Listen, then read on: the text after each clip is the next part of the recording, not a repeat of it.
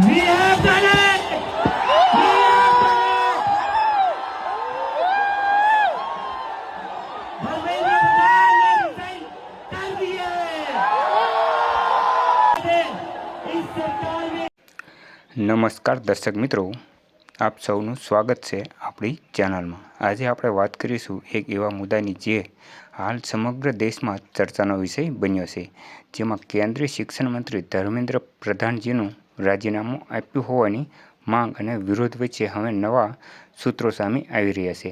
પરંતુ વિરોધીઓનું કહેવું એવું છે કે માત્ર રાજીનામું પૂરતું નથી, હજી બે મહત્વપૂર્ણ માંગો બાકી છે।